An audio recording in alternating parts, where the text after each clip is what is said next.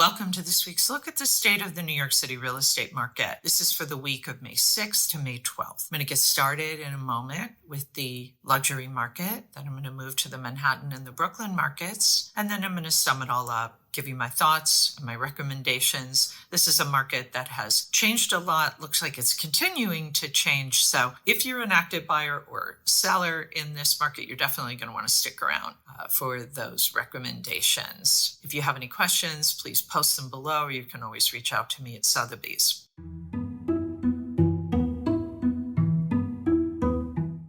Okay, let's get started now with the luxury market. There were 32 contracts signed last week in the luxury market. That is 6 more than the previous week. 10 of those were in the trophy category, meaning they were priced at $10 million and above. And that is the second big week for trophy properties. We saw a big week last week as well. This is definitely great news for the market overall. It's a bit different than what we're seeing in the rest of the market, but I'll get into that more. But it is really great news for this part of the market. If we take a look at the number 1 contract, it was the 86th floor of 157 West 57th Street. They were asking $38,500,000. It was listed back in March 1st, not so long ago. It's a condo. It has a little over 6,200 square feet. It includes 4 bedrooms and 5.5 bathrooms. It has a 57 by 26 foot great room and a 30-foot master bedroom with sweeping views of Central Park. This apartment is in a 90-story, 90-unit building, which is built above the 5-star Park Hyatt Hotel. Park Hyatt Hotel has a separate entrance for its 210 rooms. This condo building has use of the hotel services, a fitness center, pool, private dining, library lounge, performance space, and a garage. The number 2 contract was a townhouse at 118 West 12th Street. It was asking just under $19 million. It's a 4-story, 24-foot wide brick house with 6,600 square feet. It's completely renovated. It's configured as 5 bedrooms, 3 bathrooms, and 2 powder rooms. The ground floor features a dining room, a kitchen, and family room, all open onto a 736-foot landscape garden. The primary suite encompasses the entire 3rd floor, and the top floor has 4 bedrooms and a 13 by 22-foot terrace. The total weekly asking price sales volume for last week, $313,484,000.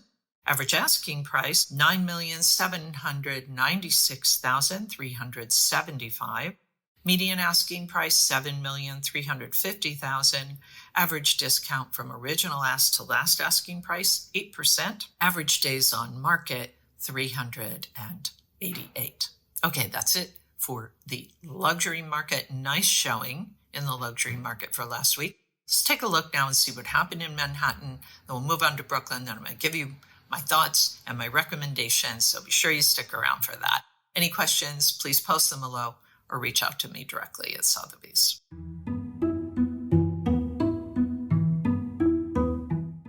$393 properties came on the market last week. That is down almost 19%. 231 contracts signed. That is up almost 12%. Off-market properties, 127 for the week, down a little over 25%. The supply for the month, 1,916, down 7%. Contracts signed, 969, down about 10%. Off-market properties rose almost 17%, 546. So what does this kind of mean? Wow, if we look at this market pulse, we are down a little over 2% from last month. We're still kind of in a neutral market, but definitely starting to favor the buyers. And this liquidity pace chart is showing a 30-day moving window of contract activity, 969 contracts, still maintaining this kind of neutral liquidity. But let's take a look now at this Manhattan listing discounts chart. If we look at the discount from the original ask in Manhattan, it shows that the discounts are rising. And typically, we will begin to see discounts rising after the spring market. So we're going to continue to keep an eye on this, but we're already starting to see signs of this. It's just a little early to know kind of this is going to continue or to what degree this will continue if it does. All right, that is it for the Manhattan market. Any questions, let me know. We're going to move on now and take a look at what's going on in Brooklyn.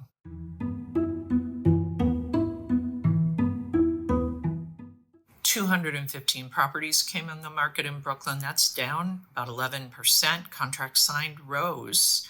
Nice little pop there, up about 8%, 150. Off-market properties, 56. That's down a little over 40%.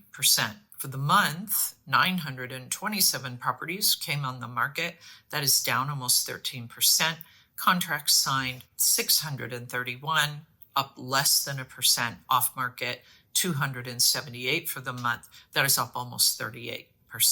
If we check this market pulse for Brooklyn, it's a little different than Manhattan. We remain in this neutral category favoring neither the buyer or the seller, but we'll keep an eye and continue to see. It's really largely driven by what's happening with the supply more than that there's such high demand. It really seems to be driven by the fact that there's so little supply. This liquidity pace chart is showing 631 for the last 30 days, and we remain in this neutral place also in Brooklyn. And if we look at the Brooklyn listing discounts from the original asking price, it shows a relatively tight market despite a slower deal volume environment because, again, this slower supply, as I said, continues to fuel buyer competition. All right. That's it for Brooklyn. I'm going to shift now and take a look at what this all means. And I'll give you my thoughts and my recommendations. If you are an active buyer or seller, you're definitely going to want to stick around for that.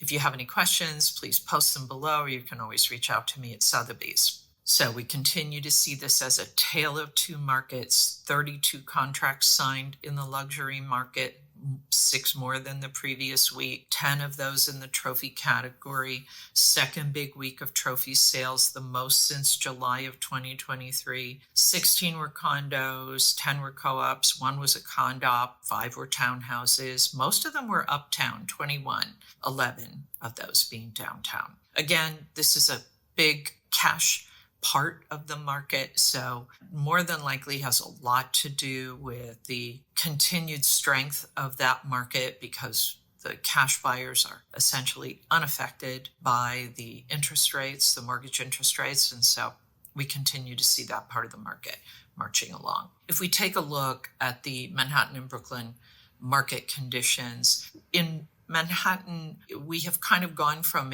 let's call it a neutral market, but kind of falling into buyer's territory, at least for the week. Brooklyn, not so much so, staying in neutral territory, but both markets do seem to be kind of stalling out ahead of the end of the spring market. Spring market still has about 4 weeks left, let's call it that. In terms of supply, Manhattan supply is making its way to about 7,500, and in Brooklyn, we have about 3,177 units available. So the supply is low in Brooklyn, and that is making things feel very, very tight for buyers and keeping the pressure on. In terms of contracts signed for last week, we saw a bit of a bump in Manhattan. It's still in Manhattan, however, we are below 2023 and below 2019 contract activity for this time in those weeks of those years. In Brooklyn, we saw a nice little bump there. So overall, Brooklyn seems to be a little stronger than Manhattan in terms of the kind of the rest of the market, not the luxury market per se, but just in terms of how the rest of the market is performing. Brooklyn overall is a little stronger. Both markets are pretty steady, but we're not having that really robust spring market as we had hoped. So what does this all mean? If you're a seller, liquidity is definitely lower than where it should be right around now in Manhattan for sure. Where should it be? It should be over 1,000 anyway, and it's not, as you can see. This is a price-sensitive market, so sellers, you should be very aware of that, and your pricing strategy continues to be crucial.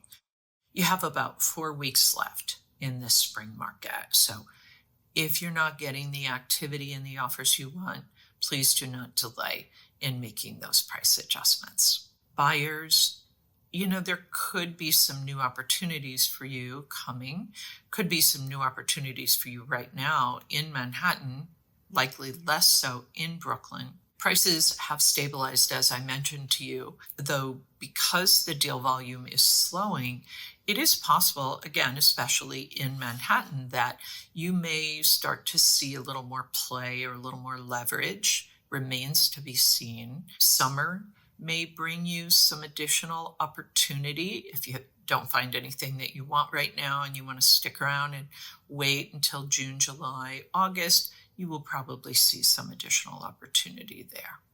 Okay, that is it for this week's look at the state of the New York City real estate market. Any questions at all, please post them below or reach out to me at Sotheby's. As always, my thanks to Urban Digs and the Olshan Luxury Report. The work they do helps me to help you to make great decisions. I'll be back next week with the very latest news on what's happening in the New York City market. In the meantime, take care.